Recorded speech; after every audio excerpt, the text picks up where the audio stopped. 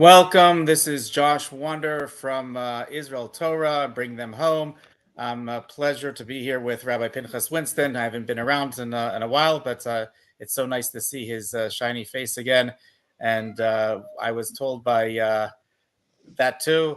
I was told by Yehudis Shamroth, that's usually the hostess here, that unfortunately fortunately she's on her way back to Israel, so she's not able to kick this off. But I'm supposed to promote Rabbi Winston's new book, which it looks like he has his website right below his name, so that is all set. And I'm going to let him take over. And we're looking forward to another great year. Thank you. Thanks. Good job. Thank you. Okay, continuing on with strategy for the end of days. That's the book that's now published. Is now available in Amazon, paperback, Kindle, PDF through my website, and it's got all this information, but in much more detail, and a lot of very interesting and very important points to note. But this time of history. Someone wrote to me today, not the first time, it happens every once in a while. He was disappointed. Pesach came and it went. No Mashiach. And he thought, do we have to wait another year? Because the Gemara says that in Nisan, the Jewish people will be revealed, meaning Pesach time, the 15th of Nisan, I guess until the 7th of Nisan, 7th day of Pesach. And it didn't happen. As far as he could see, as far as he knows, and the world still going down the same path, and he was disappointed and a little distraught about the fact that we may have to wait another year. So I reminded him that the Leshem, whom I often quote, Rav Shlomo Eliashiv, he's the only person I ever saw this in, but it does make perfect sense, really makes perfect sense, that the Gula only begins on Pesach time, and it ends on Shavuos. So you can get start in motion, because anyhow, as we know, that there's a unique relationship. Unlike, let's say, from Shavuos to Sukkot or Sukkot to Pesach, there's a very strong connection between Pesach and Shavuos. And you have the Omer connecting the two of them. And it's basically like that the whole holiday, all 7 days of Pesach are like Yantif, and then really the first day. And Shavuos is the last day. There's only one day in Eretz Yisrael, Shavuos. So you have one day at the beginning, one day at the end, and then you have 49 days in between, connecting them with the spheres of Omer, and that's like Chol HaMoed. That's like Chol HaMoed. So it's like one big holiday from Pesach to Shavuos, and so it's very feasible to say that the Gula began in Pesach time and ends on Shavuos with the giving of Torah, because that is the real Gula. That's what the Mishnah says in Pirkei Avos, that there's no cheres except for someone who's osik b'Torah. So if that's the case, it means the Jewish people, by definition, could not be involved in learning Torah, not like we do today, until they received the Torah. So even though they were physically freed when they left Mitzrayim, they were not spiritually free yet. That would take Kabbalas HaTorah at Har Sinai, 50 days after Leil Seder in Mitzrayim. So that's understandable, completely understandable. But even still, the question, it's one of the most sought after answers, at least in the Torah world. I mean, maybe not so much today, because they're used to not asking the question, and the truth, as long as the Galus is going well, and it was for a long time for the Jewish people, we more or less had our way about it, then people don't anticipate the Gula, the redemption, that much. They don't ask about Mashiach so much. And I know, because I used to start talking about it back in the 1990s, and people weren't interested. I was told specifically when I came to speak at places, don't talk about that. People want to hear about that, other things, but not that. Then, of course, after the Twin Towers, and the world was changed, and then that became the topic itself. In fact, it was all over the newspapers and all the Armageddon, the end of days, Torah, all these things. And you see the hand of HaKadosh Baruch Hu moving in that direction, but how much longer? It's like it goes on and on. You daven for it, and for those who really take it seriously, understand the importance of it, even if their lives are going well and they're having a good time, still they know that until the Shekhinah is back in the Beis Hamikdash in Eretz Yisrael, and none of this insanity is anywhere in the world whatsoever, it's exile in the fullest sense of the term. And the Shekhinah is still in Galus. And therefore, technically speaking, if we were really sensitive to what the world was, what's going on in the world, what not just what's going on in terms of the news and the politics, and nationally, internationally. That's really secondary. The main thing is just the fact that the divine presence is not able to be in the base of Mikdash and connecting up with the Jewish people the way it's meant to be, as it will be, God willing, soon in Yemos HaMashiach. That would be enough to tear our clothing and to mourn and to sit on the floor and cry the entire time. When the base of Mikdash was first destroyed, the Gemara says that they made the gezeras. They made the gezeras about reducing music. They made the gezeras about not a lot of things we do, putting mostly for example, that square unfinished area, 1 amma by 1 amma by the front door that you don't paint, you don't finish off, to remind us that the base of Mikdash has not yet been built. And there's certain gezeras, certain decrees they made so that we wouldn't forget that we're in exile, even if we're still living in Eretz Israel. And the people, they went even further than what the rabbis were telling them to do. For example, they didn't want to have any more meat anymore because meat was used for sacrifices. Now there's no sacrifices, we don't want meat. They want to drink water. Well, they didn't actually mention the wine. And the rabbi said to them, if that's the case, then you shouldn't have bread either, because there's also lechem, a pudding that was brought, and you shouldn't have water because of the sachim, right? So they got the message that you could only mourn so much, but not too much. But the people themselves, they were over the top. They wanted to do a lot more because it really hurt them to have lost the base of Mikdash. At least those people didn't want to lose it, probably didn't deserve to lose it, but they really felt connected to it, where as time goes on, you learn to live without the base of Mikdash. You learn to live without things that are important to you, because as they say, time heals all things, not necessarily completely and not necessarily always, but a lot of the time. The Gemara says that we forget things after 12 months, me after 12 minutes, but it's just a part of human nature. It's just part of the way we function, we work. So if a person has patience, just wait. You know that at some point in the future, you'll be able to adjust, and we do. And that's both a good thing and a negative thing, because some things we should not adjust to and not adapt to. But this is what the whole connection to the world's supposed to be like for a Jew.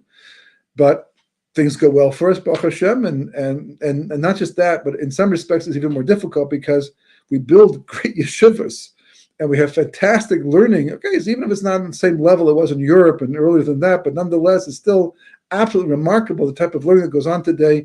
And the Chadarim and Yeshiva Katanas, Yeshiva Gedolas, Baruch Hashem, Bati Midrashos, Bati Mikdash, Bati Kinesios, right? It's like amazing, how far we've come in terms of that. So it's very easy to get used to it and then forget the overall pitch of Jewish history, and that is you have to work to bring back the base of Mikdash, and the Shekhinah, until you do, the Shekhinah is in pain, suffering. We spoke about that in previous weeks. But the main thing is that Mashiach is something that we're supposed to want every single day. One of the 6 questions they ask you on Yom Adin, say, peace of Yeshua. Did you anticipate redemption? That's the language. Say, peace. Did you look forward to it?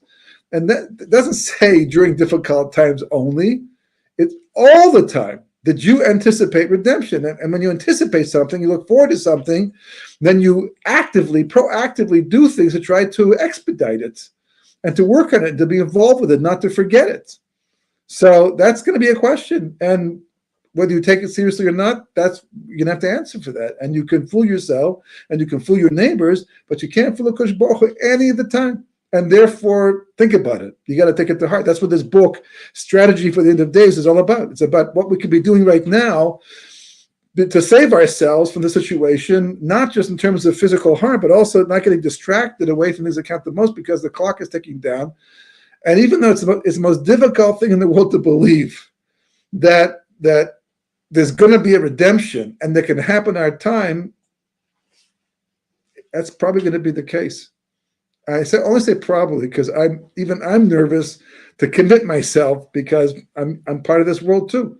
But in my heart of hearts, I believe it will be the case. I believe our generation, at least those who survive the transition through that, but we're going to see it happen in our lifetime, just because of the fact of not just what's going on, but the timelines all according to Gemaras, but also according to Kabbalah and what has to happen. And that's an important point. what has to happen, right? And how it affects the overall cheshbon. Because the truth is, and the Arizal talks about this too, the Arizal says in Shar HaGilgulim, chapter 20, they're all called introductions, but it's chapter 20. And he mentions that the final redemption is going to be the completion of the first redemption. It's going to be a replay of the first redemption. Not that we're going to see a bunch of Egyptians with all those headdresses running around. Won't even probably involve the country of Egypt that much anymore. But there's going to be a strong similarity and connection between what's going to happen in the final redemption and what happened in the first redemption. And therefore, as a result of that, the Vilna Gaon and the Ramchal before him just made tremendous comparisons between one and the other, and took lessons out of the early redemptions, specifically the one from Mitzrayim, because also Babel and Dai, Yavan, and Edom, but they applied it to our time, to the final redemption. That's what they did. So that's the way it's supposed to play itself out. But the Rizal explains that there's a historical process. It's the same thing. Someone wants to be a doctor. He says, I want to be a doctor. So what do I have to do? Well, you have to, first of all, apply to, get your BA, right? And when you get your BA, then after that, you can apply to medical school. And then you have to go through all the medical school, then you have to intern. And after you finish doing all of the requirements, then you can become a doctor, officially a doctor. Those are the requirements. You cannot be a doctor without those things, at least a medical doctor, right? Because they've sat down, they figured out this is what it takes to become a reliable, hopefully non-dangerous doctor. I mean, anyone can call themselves a doctor. People have done things. They've been scams where people have called themselves doctors and showed up and started acting like a doctor with no real background, no real official education. So, how long will it take? Well, the schooling is like this, and the internship is like this, and finding a job. But that's more or less the time it takes. If you're not going to fulfill the requirements, then you're not going to become a doctor or an architect for that matter, right? Or an engineer or whatever chachma or skill you're trying to take on. So the same is true with Mashiach. Like, what's holding Mashiach up? We're not worthy. Okay, what if to become worthy? And anyhow, the Gemara says that that's not necessarily an ikuf, because the Gemara says that Mashiach can come either generations kulu chayev, kulu zaka, kulu chayev. Either generations completely, or at least the majority is worthy, right? But or the majority is chayev. That's a shu'in. That definitely, where we're holding right now. Yeah. Okay. So, what does it mean to be chayiv? Chayiv means to be, what's the word? Culpable. That you're on the hook. Various sins. God. You owe God, and the generation is majority chayiv, meaning that the majority of the generation is sinning, and sinning can involve different levels. There's sinning accidentally. There's sinning on purpose. There's sinning to rebel against God. There's different levels. So, what does God call it to be kulu chayiv? We don't know exactly, but it would seem like that's the situation today. Yet Mashiach's not here yet. Why not? What's holding him up specifically? So the Rizal says very, very, very clearly, okay, there's a mission. History has a mission. And at one point in time, it was all of mankind, Adam Rishon, and then Adam did the Chet Eitz Hadas Tabarah. He ate from the tree of knowledge of good and evil, and he undid that. And after that, it was like, it was up for grabs. Who would take responsibility? So Avraham was really the first. Noach was a tzaddik, amazingly, to a large degree. He met Adam, so he at least had an idea of what the world was about, but he wasn't the full thing. And as a result of that, he wasn't Avraham. According to the Pri Tzaddik, he could have been Moshe Rabbeinu this time. The flood was supposed to have been Torah from heaven and the oral law. And he would have taught the entire generation, but it just didn't happen. Moshe was the first one to do that. But Avraham was the first one to start the nation. And once Avraham chose God, then God chose Avraham, and he became the responsible. Him, then his descendants after him, became responsible to do once upon a time was for all of mankind. And that was specifically Jewish people. And this is what it means to be led into nations, and our obligation as to live by Torah. The Torah is like a toolkit. The Torah was given to us by Hashem as tools to do the job of rectifying creation. But what does it mean to rectify creation? So we've talked about this a lot in the past also, for those who've been here before. And I have books about this because it's a lot of details. I'm not going to describe the whole thing right now because it's too complicated. But there's this thing called the Tzotzi Kedusha, sparks, holy sparks. They run the world. You know how atoms are in everything? Nothing can physically exist without atoms. So it's just a question of the combination and electrons and this thing, and close connections, distant connections, whatever. It's all atoms. That's in the physical world. In the spiritual world, it's all in the tzotzi. It's all sparks and what's called broken pieces from something else. But the sparks are where it's at. That's the main thing. Now, what happens is that we know that everybody will agree that there's good and there's evil. Okay, you want to get philosophical and discuss whether evil really is evil, whether it's the real thing or just a perception. I think even Einstein was able to prove to his college professor that evil really is not essentially what it seems to be. It's just some reality for the time being that we call evil. But ultimately speaking, evil, whatever you want to call it, what we call bad things happen to people in the world. Good people, bad people, doesn't make it, but bad things happen. If it happens to a bad person, it's a good thing. If it happens to good people, it's a bad thing. People are doing evil stuff in the world right now. We're suffering through the evil of other people. Yes, it's true that the people doing the evil often don't think they're doing evil. You're right? Hitler, Yamach was a pretty intelligent person, unfortunately, I found out, right? And he had an ideology. It wasn't just out of nowhere. He was killing off Jews also as part of an ideology. He thought he was doing the world a favor. Believe it or not, he thought he was doing the world a favor by getting rid of the Jews. It's completely perverted and distorted. So where's the evil in that? Well, the evil would be, check it out. You can assume anything's good if you want to, but you have to know whether you're right. Is there a way to know if you're right or wrong? If someone's telling you, no, that's completely the opposite of what God wants, I don't believe in God, but you don't believe in God, let me show you why God exists. But you say no, you just block it, that's evil. Because you have a chance to know truth, and you, for whatever reason, have said no. You want to say, I don't want to, I know I should, and I feel bad that I'm not going to, but I'm afraid, right? So that's less evil, but still not good, obviously. I mean, you can't do the right thing. But if a person says, no, I don't want to know your proofs of God, that's evil. Because you could know truth, and you choose not to know truth. I don't want to know how you know Torah came from Mount Sinai. I'm not interested. I have a good life. I'm happy that way. I don't want to change. That's called evil. Okay, there's evil and there's evil. There's evil where someone is murdering somebody, God forbid, an innocent person, and there's evil where a person denies truth. It's also called evil. Evil has many different levels to it.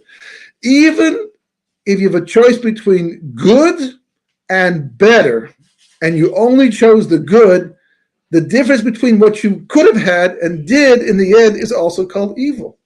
Again, it's relative to the levels, but that's the concept of evil. Evil really is the lack of good. So anywhere there's a lack of good, there's going to be evil by definition. So we agree there's a reality of evil in the world, and there's a reality of good.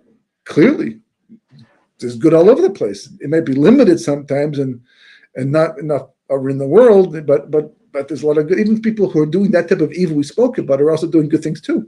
They're giving charity, helping out, their conscience. They just won't go the full distance. But there's good and there's evil. The trouble is, here's the whole problem. They're mixed together.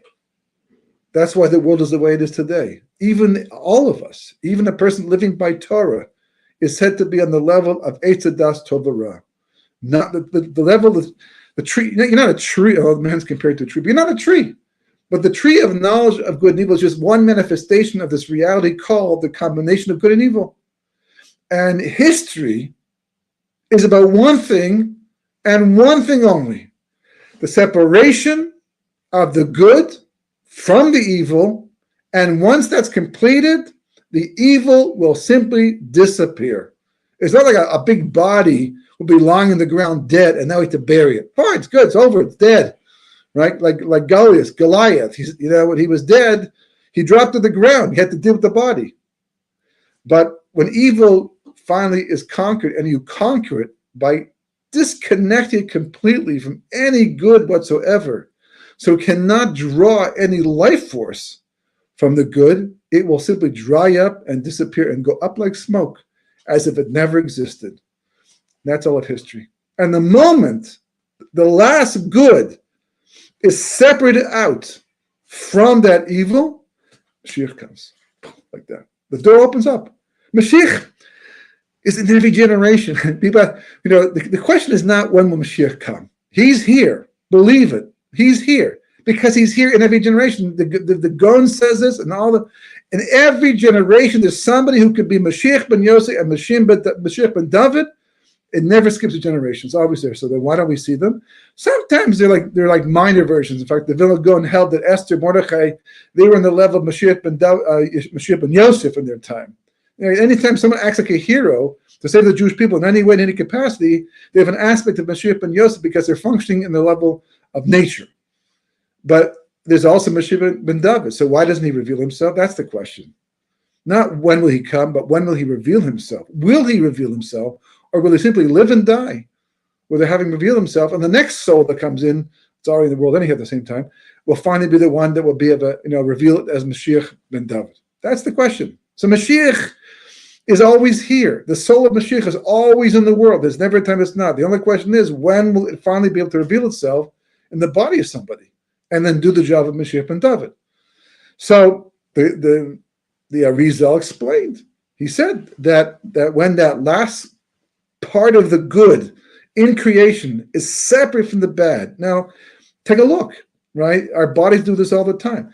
We eat food, right? And we eat an apple, and it's a combination of good and bad. We don't think about it that way, but it is. Off the bat, we might core the apple, take out the pits. We don't want the pits. We don't eat the pits, right? Because everyone knows if you swallow a pit, a tree will grow in your stomach. And nobody wants a tree to grow in their stomach. So get rid of the pits right away, right? The apple itself is the food, right? That's the food, and you're going to eat that, and that's going to become the energy for your body to survive, to last.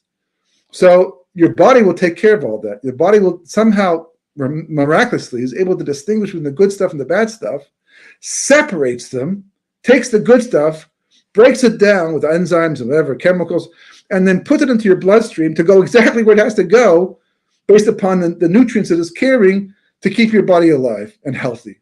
And the bad stuff, the body just gets rid of as waste.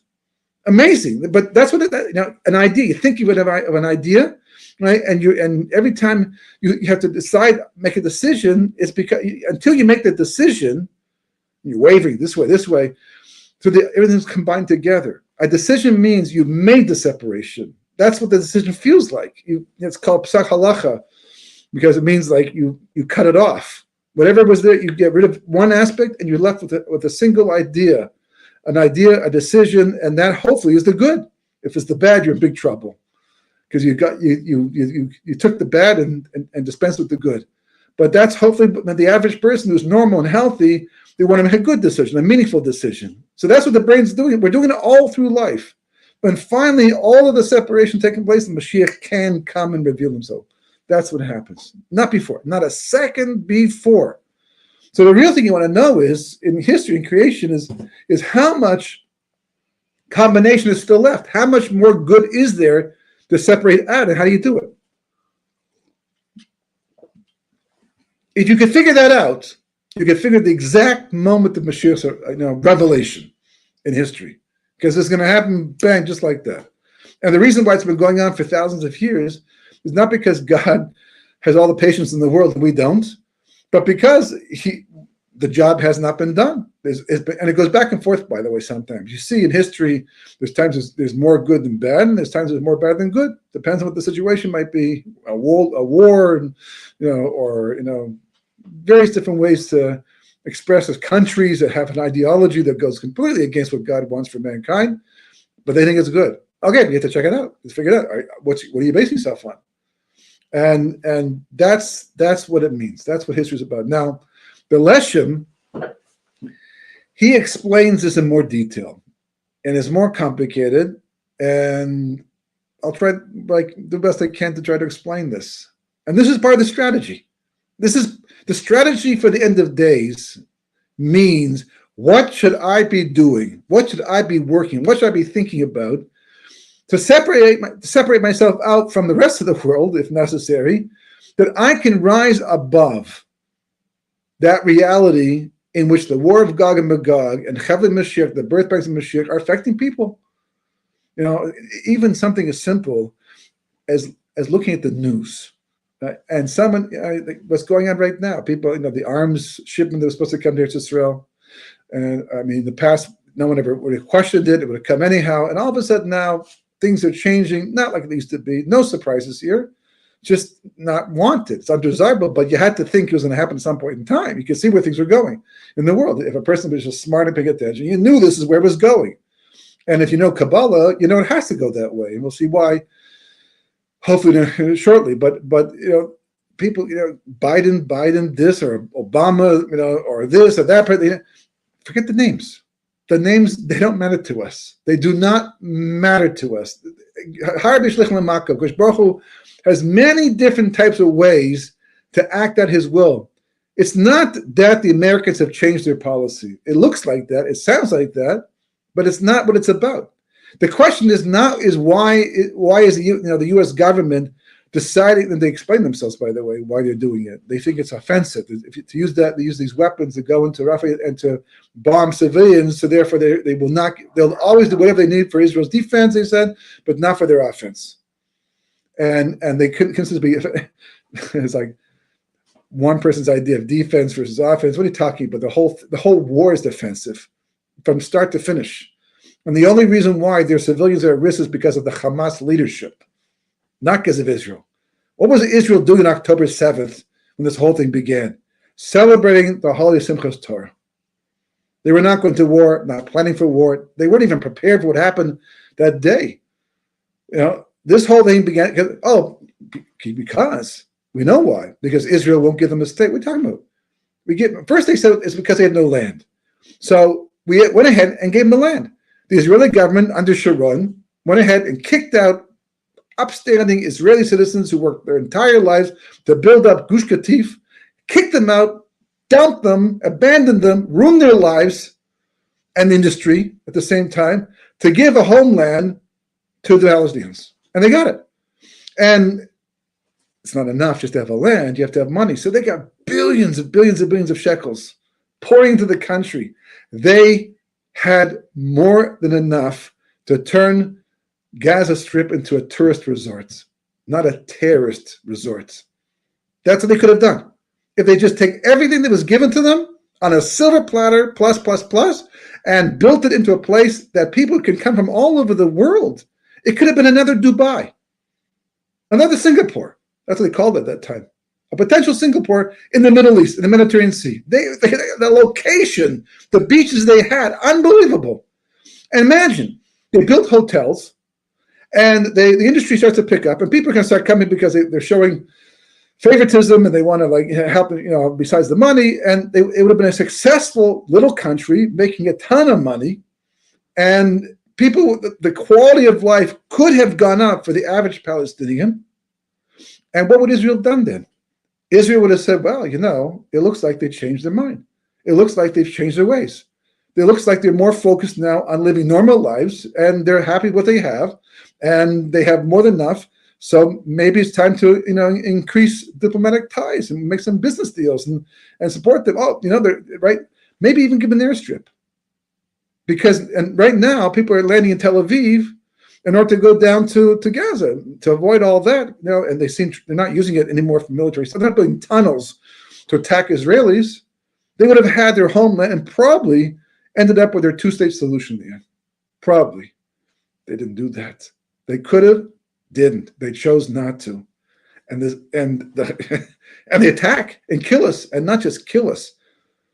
They did atrocities that made the Holocaust look a lot better than it used to be, than it used to look. Incredible. Smaller numbers, yes, but the level of barbarism, anybody who supports these people is complicit with what they did, and they do, and are still doing. Complicit. They don't think about that. They think they're heroic. No. They're supporting murderers. That's what they're doing, whether they realize it or not. And a heavy cheshbon to pay at the end of the days when they have to talk to God about the whole thing. And that's the way, that's offensive. That's not offensive. There's no excuse. This is all from them, completely from them. We're a country, and I don't mean to talk about this too much right now, but it's important. We're a country that cannot afford to spend one single dollar on military operations. Everything has to go into infrastructure, and we don't have a lot of resources to take that money and use it to fight a war that we don't want. We're not expansionists. We don't want to have more land. We're not looking to do that. We're making more with the land we have. Amazingly, by the way. And yet, convoluted. But that's because it's all part of this. The lesson explains the following thing. Everybody has a body and a soul. What we take for granted is that they work together. But the reality is, and this is a huge question for anyone who thinks about it, but certainly for the Kabbalists, how is it possible for the body and soul that are completely different from one another, opposites, literally in a sense hate each other? How could they possibly work together? I mean, I'm sitting here nice and comfortable. I don't feel an inner battle going on. If I have a moral choice to make, then maybe I feel that inner battle, and then you're using free will. But just sitting here right now, I don't feel my soul jumping out of my skin to go back to where it's supposed to go, or my body trying to take me back to the ground and dump the soul. It's like, more or less comfortable. How does that work? How's that possible? You have to know there's a certain amount of background information to fully understand the idea, but in short, very, very simplistic form, that there's an interface. And the first thing you have to understand and realize, even though the body is not like the soul in any way, it is. Because everything by definition in creation has to be made from the same divine light we call Or Ein Sof. If something is not made from the infinite light of God, it cannot exist. So then why are some things on such a low level and something so holy on such a high level? And the answer is because of all the layers over the light. So for example, if you take a candle and you put like a plastic bag in front of it, there's a layer there, but you can see the candle, you can see the light. You add another layer, it becomes a little bit more blurry. Another layer, even more blurry. If you had enough, believe it or not, if you had enough layers of plastic bags, let's say 500 layers of plastic bags, one top of the other, eventually you won't get the light at all, even though it's clear.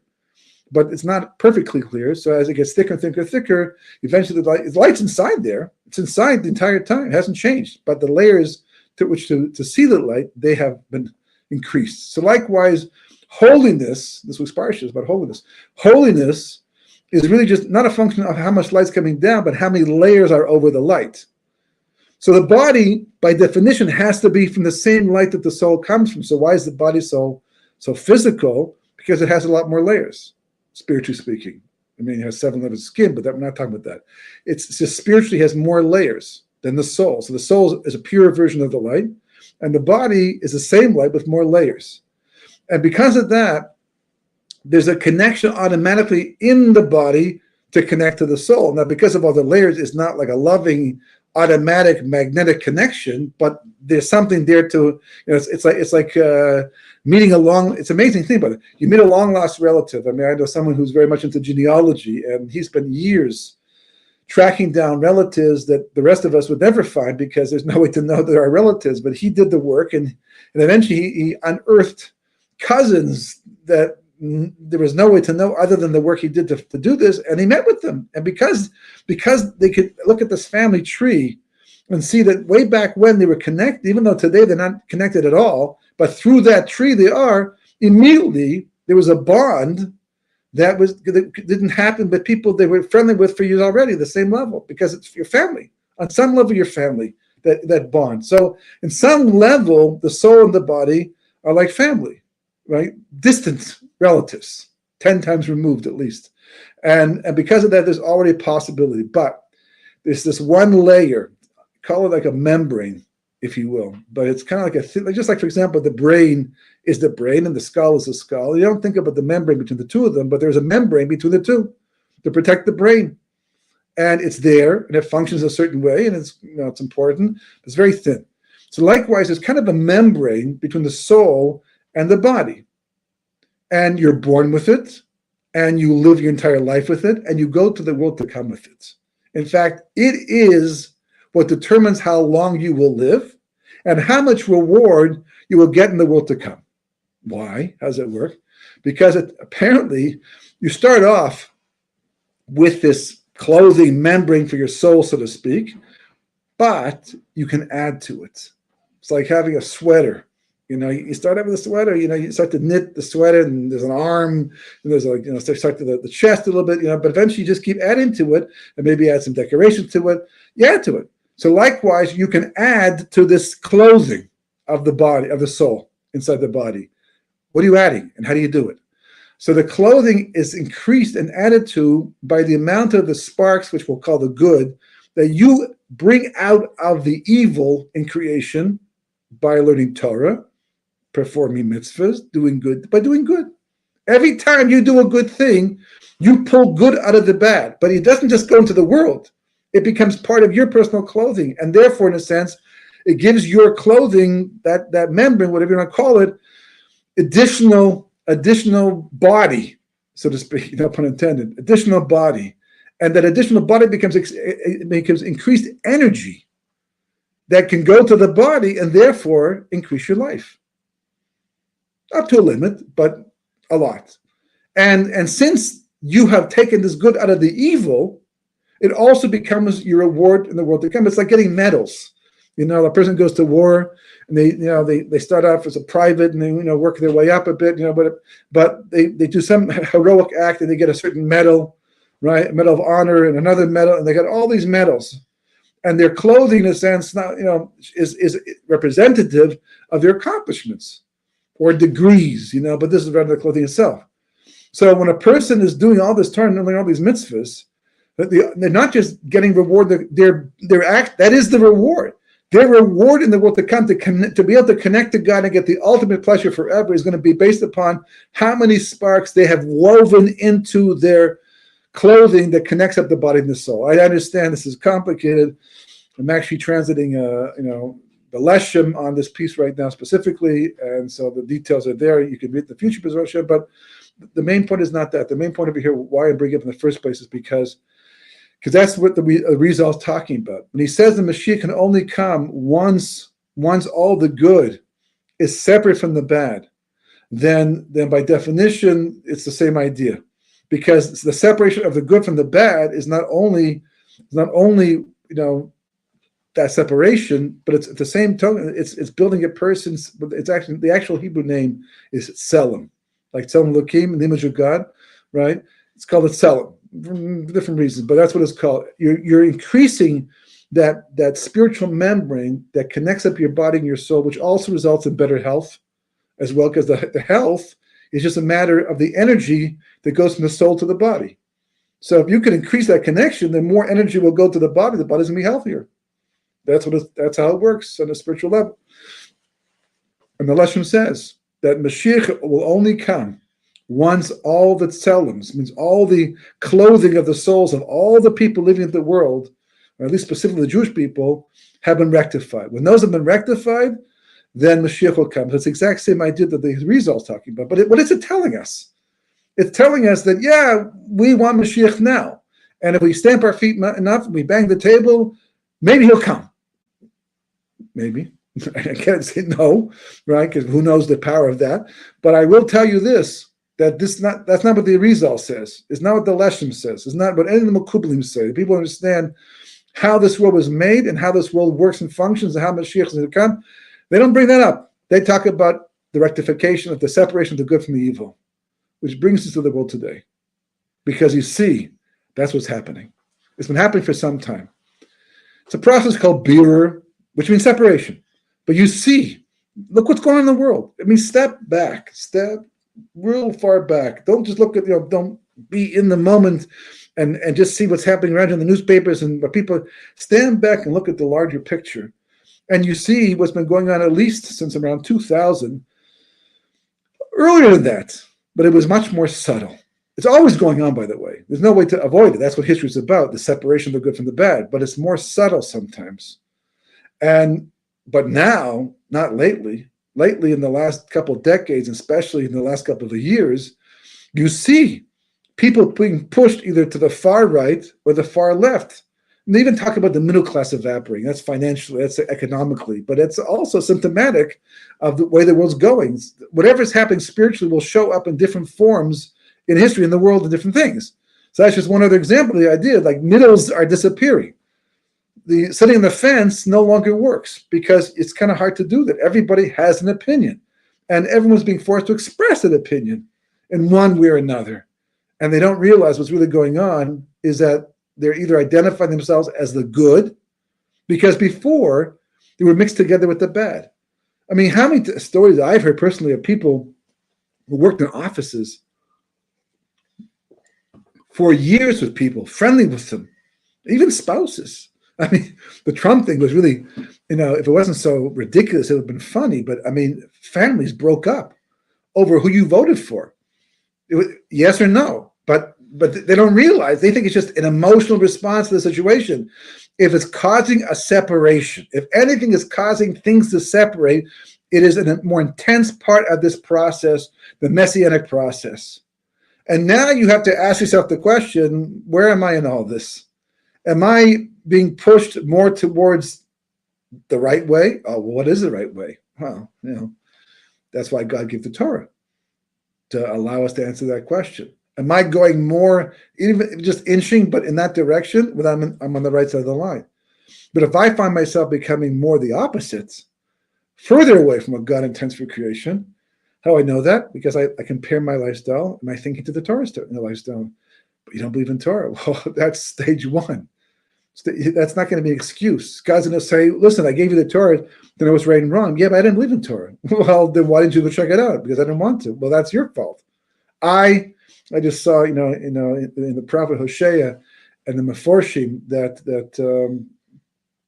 someone killed Achav, the king of Israel, after the kingdom split, and Achav was the king of Israel. He was a bad king. He was a bad Jew, so to speak. He didn't keep Torah mitzvahs at all, and he worshipped the Baal, one of the worst of what is idol worships at that time. And someone killed him for doing it. But then they went ahead and they did the same idol worship themselves. Later on, after killing, they eventually took on the same habits. So Hashem says, he says, because of that, I now look at it. If you had killed them to stop the idol worship in my honor, and then you went and became righteous yourself, then I call it a huge mitzvah. It's a Kiddush Hashem, and I praise you for having stood up on my behalf like Pinchas does in Parshas Balak. But if you're going to go ahead and kill these people, even though it's for the right reason, and then go do the very thing that they were killed for, then I now look at it as if you have spilled innocent blood. And I'm holding responsible for Achav's blood. You know, he's a bad guy. But because of what you did. So you see, like, how you act things out, what you think and how you behave, right? Even though, it's not what your intention was. It wasn't what you were thinking. Just no one pressured you. If only my neighbor who became a Baal Tshuva had pushed me. Well, he spoke to me. You didn't want to talk to him. Yeah, but he should have pushed me. He should have argued with me. He should have hit me over the head and kidnapped me and brainwashed me. No, it's not the way it works. You have free will. You have a choice. Because you choose not to go looking for the truth, I hold it as if you went ahead and denied the entire Torah. Even though you say you didn't, but you just didn't believe in it, but you could have believed in it, like a lot of other people who did, who went from 0 to 60 in 2 years. They didn't believe, and all of a sudden they believed. So that's your responsibility, your thing. So the Leshem says that when all these, are completed, and how does it work? Well, the good has to be separate from the bad. And as people get pushed more towards the left or more towards the right, we're watching the final stage of the separation. What's going to happen? What's going to happen in the end? You'll be surprised. All these scary people and things that look so strong and so powerful, and like they would be around forever, and there's no way to undo them, they're just going to dry up and disappear like smoke. Until they do, they might do some damage along the way. And they will do damage along, but it's nothing that God himself hasn't sanctioned as part of this process. So if a person takes upon themselves now not to wait and looks at their life and says, where's the good? Where's the bad? What can I improve? How can I make myself more metukan and my tselem more perfect? That's a person who's following the proper strategy at the end of the days and can change the reality and be more protected from what's coming up. Shabbat Shalom.